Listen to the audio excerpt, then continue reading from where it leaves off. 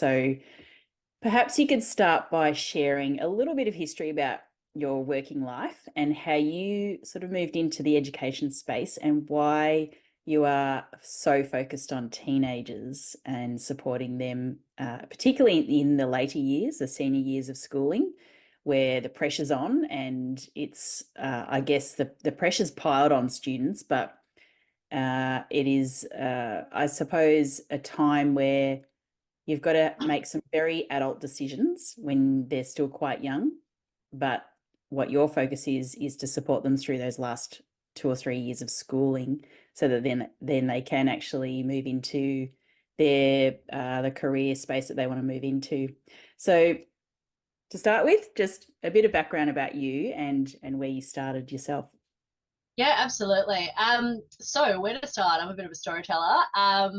So for me, the journey actually starts back when I was in high school. So I really wanted to be a lawyer for whatever reason. Didn't really know what I was going to do, but I managed to get into law with some support and got my way through law school, and I was ambitious. I was always a high achiever, and I was like, I want to have a couple of different law degrees in a couple of different jurisdictions and be one of a few that could do that. I was set up to be a barrister. I wanted to be in court. I wanted to do my thing. Of course, life intervened, and I got really, really sick.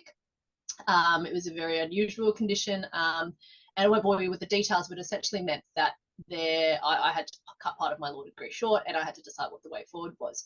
And it was actually a blessing in disguise when I sort of look back, because what I started out doing in order to pay for my medical bills, and I wasn't well supported at the time. I was completely on my own. I had to find a way to earn money much faster than I could get in your average job. And so what I started doing was I actually started tutoring law. And I started off tutoring the students younger than me, but then I realized I was able to tutor students older than me, or had been, further progressed in their law degree.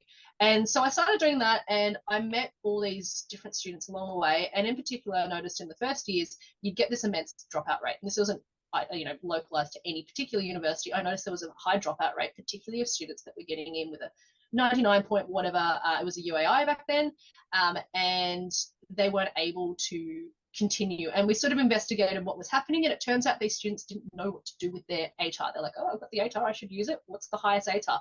Wasn't really representative of their passions. They didn't understand what the ATAR actually was, that it's not a mark of how hard something is, or how well they've done, or their knowledge. It's not a mark at all. They were just like, I've got this thing, I should use it. What's the highest thing that I can do? And so we had a conversation there, but we also